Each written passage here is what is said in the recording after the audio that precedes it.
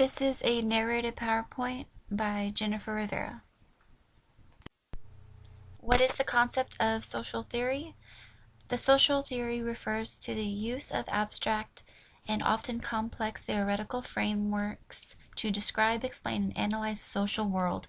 A good social theory reveals things that otherwise remains hidden. It also makes predictions about future actions, activities, or situations. What is the concept of sociological perspective? Sociological perspective understands the human behavior by placing it within its broader social context. The sociological perspective is a perspective on human behavior and its connection to society as a whole. It invites us to look for the connections between the behavior of individual people and the structures of the society in which they live in. My first theorist is Erving Goffman, who played a huge role in dramaturgy. That is the sociological perspective starting from symbolic interactionism and commonly used in micro-sociological accounts of social interaction in everyday life.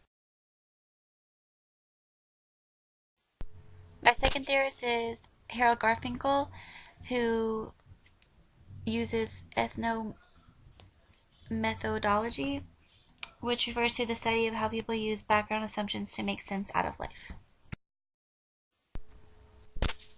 A third theorist is Elizabeth Kubler-Ross, who studied the living-dying interval, which is the period between discovering that they are going to die and death itself, and also the 5 stages of death. The one that closely represents my ideas is Elizabeth Kubler-Ross. I believe her examples on the 5 stages of death we all experience through our life. Other reasons why I can relate is I am a single mother that works really, really hard, and I know how hard it is for other people's in their life and how much they struggle, and along with other families in the United States, I'm from a broken home, and so is my daughter.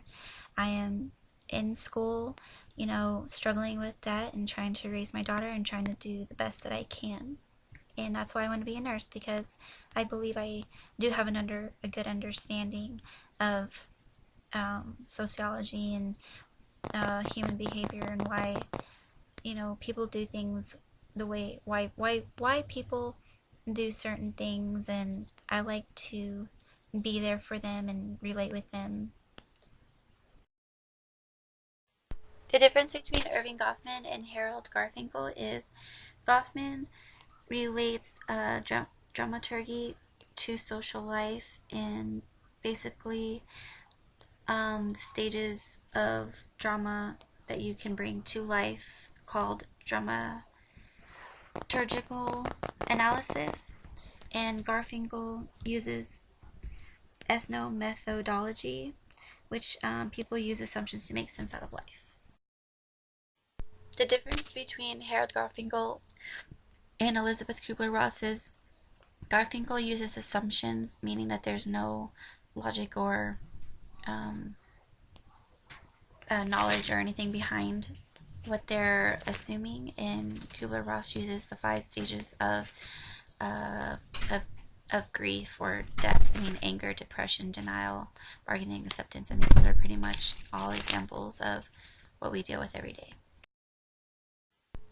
Elizabeth Kubler-Ross, comparing it to Erving Goffman, Kubler-Ross would use, basically there's a step process, and Goffman is pretty much all about drama and what it brings to life.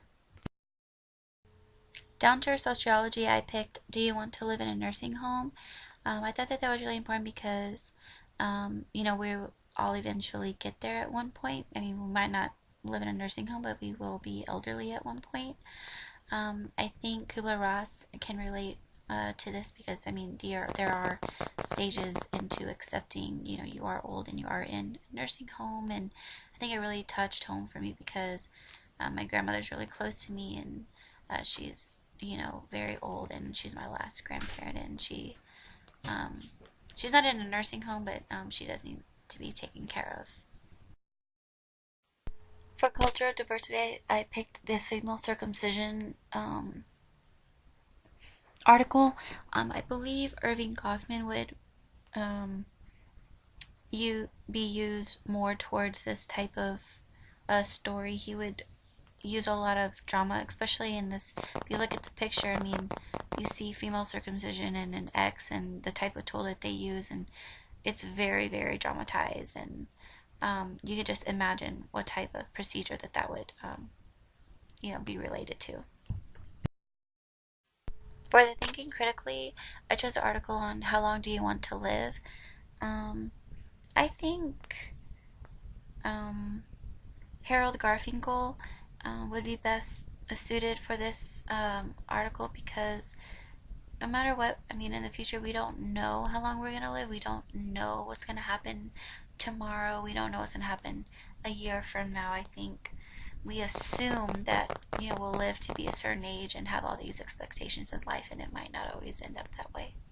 And God's plan isn't always what you plan it to be. And this is the end of my presentation. I hope you enjoyed it, and thank you for your time. And